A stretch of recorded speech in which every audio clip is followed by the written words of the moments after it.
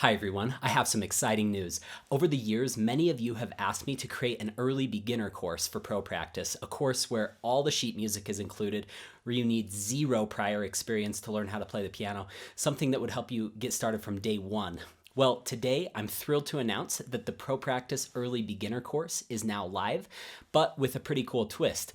As you'll see in a moment, we teamed up with a foundation that helps to rebuild the lives of refugees in the Middle East who have been displaced from their homes due to terrorism. My wife Lindsay and I created the Early Beginner course to be implemented in the refugee camps as a music therapy course. They just finished the first round of this course, which contains 34 tutorials spread across 10 lesson modules. And the students are loving it, often lining up an hour early to make sure they get a spot in the class. Lindsay and I will be personally donating 50% of the proceeds of the sales of this course back into the program to help purchase new keyboards, provide classroom materials, hire more instructors to teach the class, and sustain this project going forward. If you're interested in purchasing the course or just donating to the cause, I'll list links in the description below. Now I'm going to show you the introductory video to the course as well as the last tutorial from lesson 10 to show you what level you can expect to achieve over this 10-week course of study. As always, thank you so much for your support of Pro Practice. Welcome to Pro Practice, your guide to piano mastery. I'm Josh Wright, and this is the first episode in the early beginner section of Pro Practice. By the end of this course, you will have a firm grasp on the basics of piano playing and will have a strong foundation to build on with your future piano studies. The inspiration to create this course came 2 years ago when I played at a fundraising dinner for the Amar Foundation. The Amar Foundation helps Middle Eastern refugees who have been displaced from their homes due to war and terrorism. Throughout my life, as both a performer and teacher, I have seen the amazing healing effects that music can bring to those who have experienced trauma, emotional difficulties, and other hardships. Together with the team at Amar, we started a new initiative called Rhythm Iraq, which stands for Restoring Hope to Youth Through Music. Our goal is to provide music therapy in the form of piano lessons to children, teenagers, and adults interested in learning to play this amazing instrument. We started raising funds, and last year we were able to purchase 200 keyboards for the camps in northern Iraq. Each lesson will begin with teaching you new concepts or reviewing concepts from the previous lesson. We will then apply this knowledge by learning new pieces, which I will often refer to as repertoire, to help you master each concept. You'll see an overhead camera as well as this side camera on your screen, in addition to the sheet music that we'll be working from. Sheet music is also available for download with each of these videos, along with some additional worksheets. I just wanted to say a big thank you to my beautiful wife, Lindsay, for writing this curriculum. She's received her doctorate in piano performance, and her dissertation was based around early childhood learning at the piano, so she is an expert in this field. Let's go ahead and get started.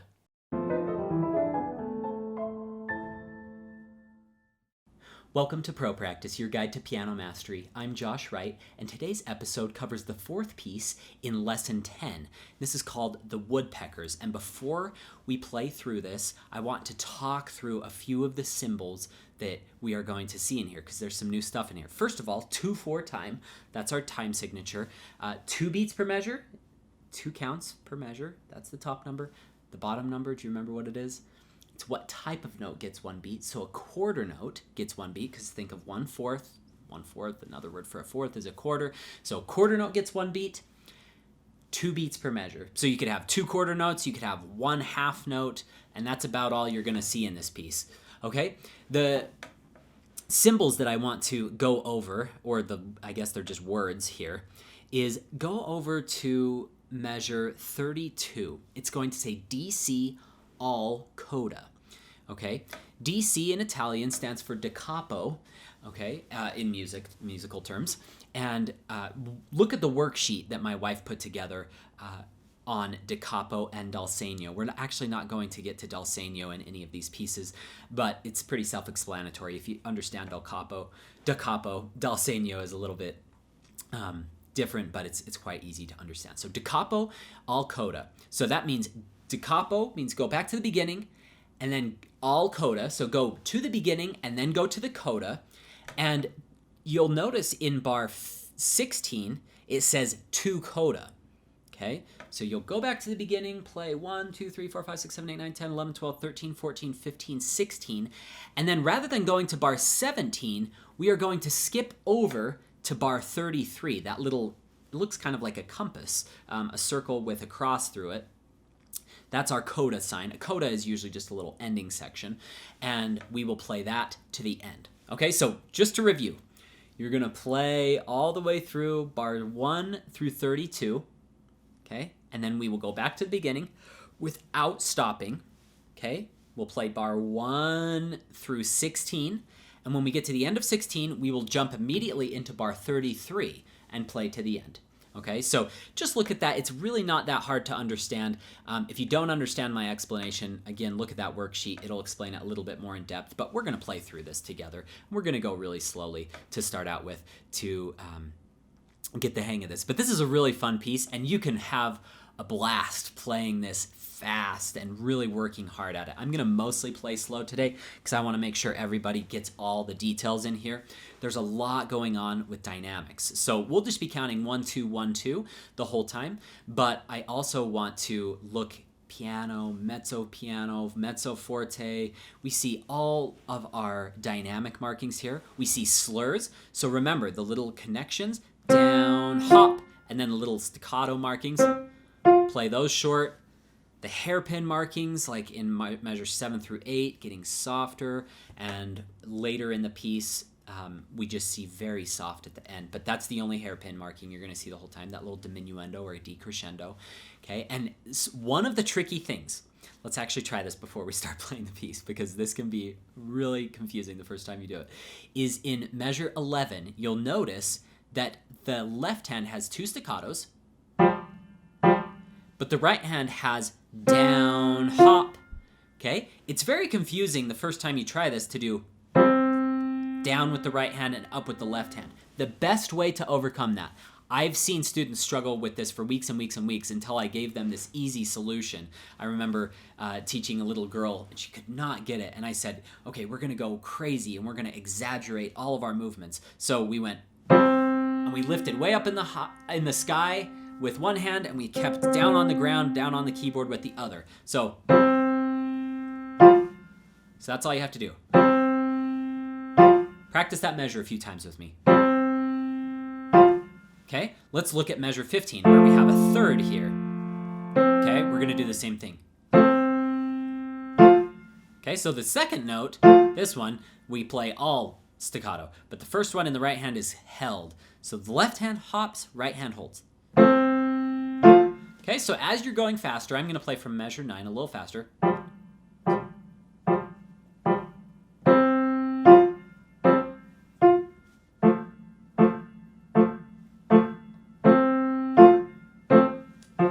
Okay, so make sure to get that articulation totally precise. Okay, let's go really slowly so that we can focus on our dynamics. Let's start really soft. We're going to go 1, 2, 1, 2. I need to clarify something really quickly. So a lot of students get confused at this type of marking. If you look at it, it's a bass F with a second right next to it. They're touching. And students will play, but they're connected to the same stem. If you think about it, how would a composer write an F and a G together? It would be one big blob if they wrote it right on top of each other. So as a courtesy to you as the performer, to all of us as the performers, what they do is they write them right next to each other, but they're touching, okay? And that is, if they're connected to the same stem, you know that it's played on the same beat. So you don't go, you play them together, okay? So I just wanted to clarify that because I just remembered that as I was playing this. I was like, I better remind people because I've had a lot of students come to me almost in tears like, I don't get this. So here we go. Ready, go. 1, 2, 1, 2. 1, 2, 2. Now a little louder. 2, 1, 2. 1, 2. Getting softer. 1, 2. Mezzo piano. 1, 2, 1, 2. 1, 2, 1, 2. Mezzo forte. 1, 2,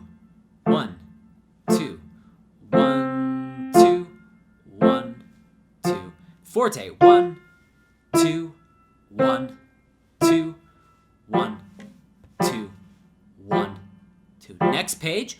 Stop for just a second. We're going to go up to treble clef, and we're going to be playing on an F with a 1. So we've changed positions, and my wife was so nice to all of you. She even wrote change positions. She's an expert in this field. I'm just making these videos. She's the one who wrote this amazing curriculum, so you should all write her an email thanking her. But she really guides you guys, so change that position. Again, with this series, we don't want you to get locked into one position playing the same thing. We want to be able to move around a lot, okay? So move your thumb up to this F right below treble G, okay? Resuming from 21. Ready, go.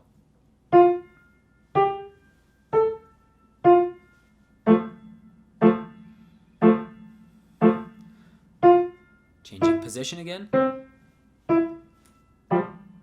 Oh, I'm sorry. I didn't even do my dynamics there. 25. Let's be soft.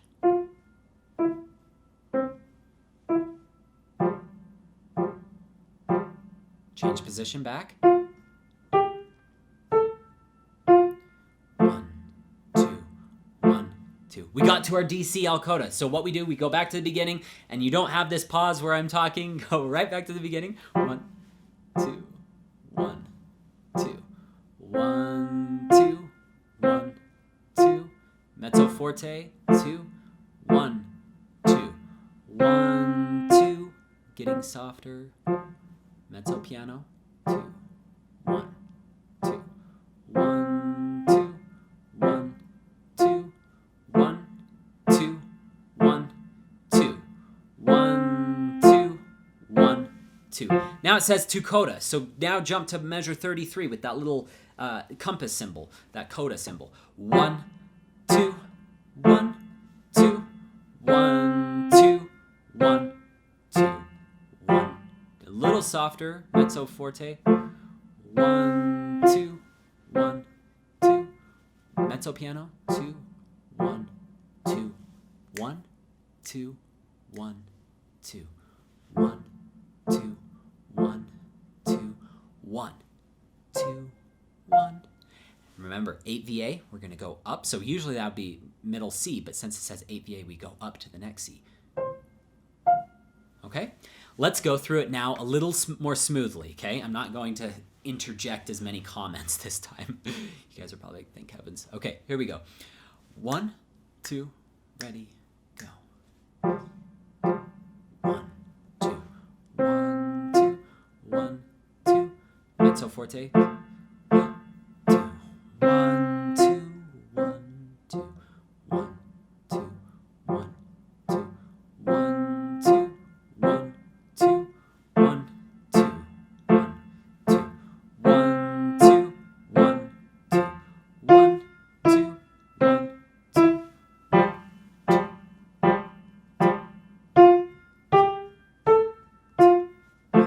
2. Now softer.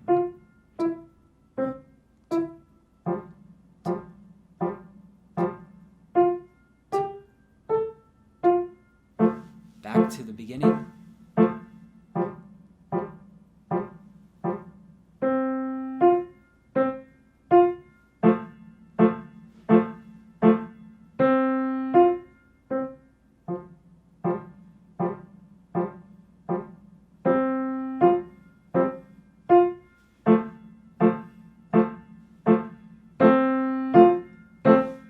To the coda.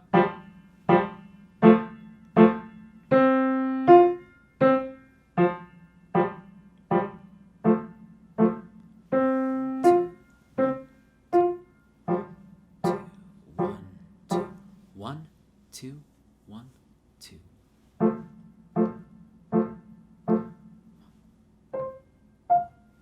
Okay, let's try it fast now. Not like... You could do it that fast, but I would probably mess that up with 0 practice. Going that fast can be a little intimidating, but with practice, you could get it that fast, no problem, okay? Let's maybe go a medium tempo is what I should say rather than super fast. Okay, so 1, 2, ready.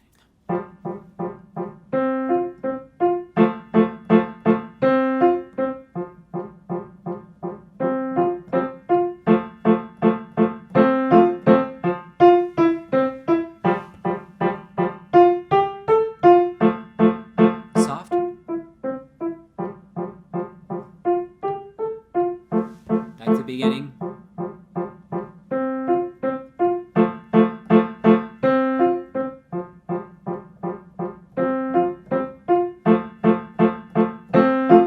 To the coda.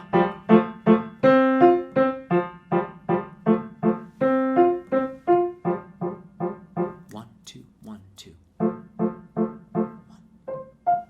Okay, practice that as many times as you'd like, getting it faster and faster. So.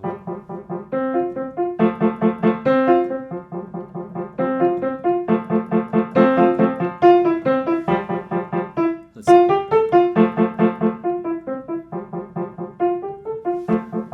Okay, and it doesn't help that I have to touch the screen with this iPad. If you have the printed pages, which I would absolutely print these out, just line them up right next to each other, and that will save you the trouble of having to turn your page, or if you're on a tablet, having to click the screen every time.